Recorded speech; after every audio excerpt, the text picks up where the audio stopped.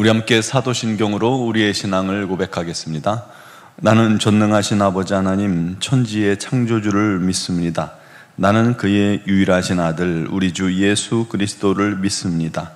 그는 성령으로 잉태되어 동정녀 마리아에게서 나시고 본디오 빌라도에게 고난을 받아 십자가에 못 박혀 죽으시고 장사된 지 사흘 만에 죽은 자 가운데서 다시 살아나셨으며 하늘에 오르시어 전능하신 아버지 하나님 우편에 앉아 계시다가 거기로부터 살아있는 자와 죽은 자를 심판하러 오심이니이다. 나는 성령을 믿으며 거룩한 공교회와 성도의 교제와 죄를 용서받는 것과 몸의 부활과 영생을 믿습니다. 아멘. 찬송가 595장 찬양 드리겠습니다.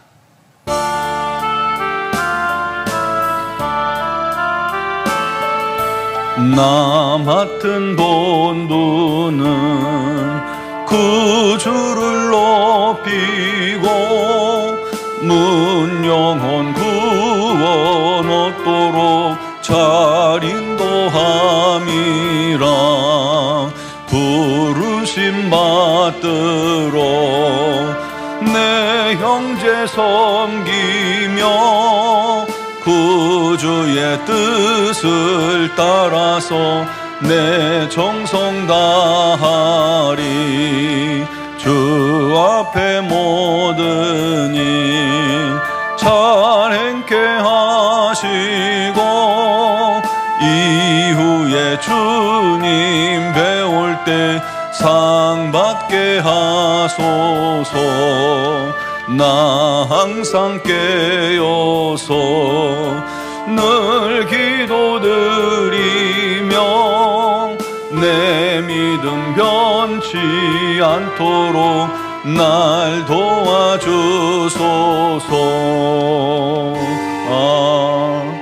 아멘. 오늘 주신 하나님 말씀은 마태복음 4장 18절에서 22절입니다.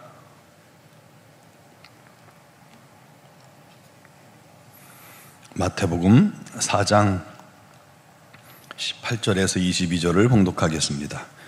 갈릴리 해변에 다니시다가 두 형제 곧 베드로라 하는 시몬과 그의 형제 안드레가 바다에 금을 던지는 것을 보시니 그들은 어부라. 말씀하시되 나를 따라오라. 내가 너희를 사람을 낚는 어부가 되게 하리라 하시니 그들이 곧 그물을 버려두고 예수를 따르니라. 거기서 더 가시다가 다른 두 형제 곧 세베대의 아들 야고보와 그의 형제 요한이 그의 아버지 세베대와 함께 배에서 금을 깁는 것을 보시고 부르시니 그들이 곧 배와 아버지를 버려두고 예수를 따르니라. 아멘. 성 프란시스에게 제자가 물었습니다. 선생님이 기도하실 때는 하나님의 영광이 나타납니다. 그리고 선생님의 삶에서는 놀라운 기적이 있습니다. 선생님을 보면 성자 같은 인격을 느낄 수 있는데 그 비결이 뭡니까? 그러자 프란시스가 이렇게 말했다고 합니다. 그건 간단해. 하나님께서 이 지구를 내려다보시고 사람을 찾고 계셨어. 가장 추한 사람이 누군지, 가장 불결한 사람이 누군지, 가장 고통 가운데 고민하는 사람이 누군지, 가장 병든 인생이 누군지 찾고 계셨어. 그 하나님의 눈이 나에게 머물렀지. 하나님께서 나를 보시고 난 후에 저 사람이야. 저 사람을 붙들어 내가 한 사람의 생애를 어떻게 변화시킬 수 있는지 보여줘야겠어 하고 생각하시다가 나를 선택하셨기 때문이야. 전적인 하나님의 은혜라는 것이죠. 내가 잘해서가 아니라 하나님께서 자신을 긍휼히 여기시고 택하시고 부르셨기 때문이라는 거예요. 여러분, 하나님께서 찾으시는 사람은 이 땅에서 우리가 생각하는 그런 뛰어나고 아름답고 완벽하고 또 잘못도 없고 지식도 훌륭한 그런 사람이 아닙니다. 하나님은 부족하고 연약하며 깨어진 심령들, 상처난 영혼, 지치고 병든 영혼, 주 없이 살 수 없는 자들을 우리 하나님 긍휼히 여기시고 그들 중에 하나를 택하시고 그를 치유하시고 씻으시고 먹이시고 쉬게 하시고 다시 힘 주셔서 사명을 주셔서 하나님의 도구로 사용하신다는 것입니다. 마치 갈멜산에서 바알 아세라 선지자들과 치열한 영적 대결 후에 승리했지만 왕비 이세벨이 엘리야를 죽이겠다고, 오늘 내가 죽이겠다고 살해 위협을 하니까 두려움에 엘리야가 그만 광야로 도망을 치죠. 그가 광야길을 쉬지 않고 도망치다가 로뎀나무 아래에서 질칠대로 지쳐서 하나님께 죽기를 구합니다. 이제 됐습니다. 여기가 좋사오니, 그냥 이 상태가 좋사오니 내 영혼을 데려가소서. 그러나 하나님께서는 그런 엘리야를 먹이시고 쉬게 하시고 힘을 얻게 하셔서 호렙산에 이르게 하셨죠. 거기서 다시 일어설 수 있게 하시고 하나님께 쓰임받을 수 있게 해 주셨습니다. 분명 이세벨을 피해서 도망칠 때와 다시 돌아올 때의 상황은 똑같았지만 엘리야는 달라져 있었습니다. 하나님께서 그를 훌쩍 성장하게 하셨고 사명이 불타오르게 하셨던 겁니다. 여러분, 이와 같이 우리 하나님께서 부르시고 택하셔서 씻기시고 정결케 하시고 힘주시고 은혜 주신 자들, 그들이 바로 제자입니다. 오늘 본문에 주님께서 공생애를 시작하시기 전에 광야에서 40일을 금식하며 기도하셨죠. 그리고 사단에게 시험도 받으셨어요. 돌아와 비로소 천국 복음을 전파하기 시작하셨습니다. 회개하라, 천국이 가까이 왔느니라. 물론 우리 주님 혼자 전하셔도 능력과 권능으로 많은 사람들에게 전할 수 있었지만 주님이 곧바로 하신 일은 사람을 부르는 것입니다. 주님께서 영원토록 이 땅에 있을 수 없으니까 주님 이후에 주님의 일을 행할 제자들을 우리 주님께서 부르시는 것입니다. 갈릴리 해변을 다니시던 중에 베드로와 그의 형제 안드레가 바다에 금을 던지는 것을 보셨죠.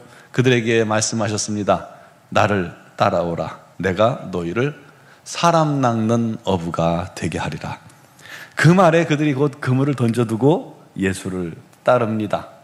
또 잠시 후에 세베대의 아들 야고보와 요한이 그의 아버지와 함께 배에서 그물을 깁고 있는 것을 보았어요. 그리고 똑같이 부르셨습니다. 그러자 그들이 곧 배와 아버지를 버려두고 예수를 따라갔습니다. 아버지가 같이 그물 깁다가 가니까 야, 니는 어디가? 황당하긴 하셨겠어요.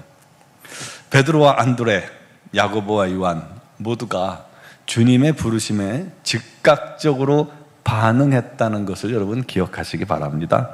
오늘 말씀에서 주님이 제자들을 부르실 때도 마찬가지예요.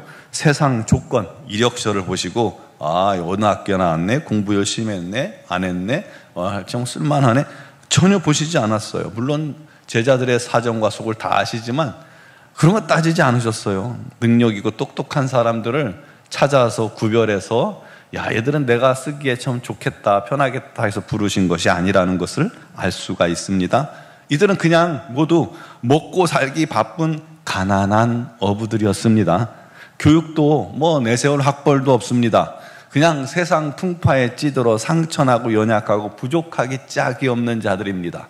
우리 하나님은 바로 그런 자들을 택하여 하나님의 놀라운 일을 행하기를 원하시고 또 높은 자들을, 교만한 자들을 부끄럽게 만드시기를 기뻐하시는 것입니다. 여러분, 오늘도 주님은 사람을 찾으십니다. 그리고 부르십니다. 사람을 통해서 오늘도 주님의 일, 하나님의 뜻이 이루어지기 때문입니다. 그러나 중요한 것은 학벌이나 졸업장이나 똑똑한 게 주님의 관심이 아니라는 거예요. 우리 하나님의 교회에서 좀 일을 좀 합시다 그러면 난 몰라요. 난 배운 게 없어요. 난 할 줄 몰라요. 그러는데 할 줄 모르는 게 당연한 거예요. 당연해요. 당연한 것을 왜 결격 사유로 얘기하는지요? 주님의 관심은요, 주의 부르심에 그가 즉각적으로 순종하고 헌신하느냐, 그거예요. 내가 뭘 갖췄느냐는 우리 주님의 관심이 아니에요. 우리 주님께 헌신하고 우리 주님의 부르심에 응답하면 그때부터 주님께서 그를 세워나가시는 것이지, 그의 부족함을 채우시고 우리 주님께서 그를 통해서 일하시는 것이지, 완전히 갖추어져서 우리 주님 묻지도 않고 혼자 다 철회하기를 원하시는 분이 아니라는 겁니다. 베드로와 안드레, 야고보, 요한은 주님의 부름을 듣자마자 모든 것을 버리고 주님을 쫓았습니다. 이게 제자의 아주 중요한 자격입니다. 하나님의 부르심, 그것이 하나님의 뜻이라면 즉각적으로 순종하는 것, 그것이 바로 우리에게 필요합니다. 오늘날 우리 모두는 하나님의 자녀, 주님의 제자입니다. 우리 모두를 주님께서 부르셨고 다시 보내십니다. 먼저 믿은 자로서 우리는 주의 복음에 대한 책임을 가지고 있는 자입니다. 사명을 가지고 있는 자입니다. 만민에게 복음을 전파하라는 사명이 우리 모두에게 있습니다. 그리고 주님의 몸된 교회를 세우는 일에 우리 모두에게 책임이 있습니다. 과거 구약 시대와 같지 않아요. 지금도 우리 주님은 주의 부르심을 듣고 즉각적으로 순종하는 자를 찾으십니다. 그러므로 신앙생활에 머뭇머뭇하는 저와 여러분 되지 않기를 바랍니다. 진리의 서기를 머뭇대지 말고요, 말씀에 순종하는 일에 머뭇대지 말고 주의 일에 머뭇대지 마세요. 지체하지 않는 자가 주님의 제자가 될 수 있는 겁니다. 또한 이들은 고기 잡는 일들을 버렸고 또 금을 깁던 것을 버렸고 심지어 아버지조차 그냥 놔두고 주님을 따랐습니다. 주님은 오늘도 우리를 부르십니다. 그때 여러분을 부르시는 그 장소에서 여러분이 하던 그 일을, 내가 집착하던 일을, 내가 소중히 생각하던 일을 내려놓을 수도 있습니까? 과감하게 주님을 따라갈 수 있습니까? 우리는 이것저것 생각이 많아요. 자꾸 재요. 뭐가 좋을지, 뭐가 유리할지, 뭐가 나한테 좋을지. 결국은 보면 내가 기준돼서 나 좋은 일에 내가 내 시간을 드리고 내 삶을 드리려고 하죠. 그러다 결국 나를 선택하는 겁니다. 중요한 것은 주님을 따르기에 단순하고 즉각적인 사람을 통해서 하나님은 오늘도 하나님의 뜻을 이루시고 하나님의 나라를 세워나가신다는 거예요.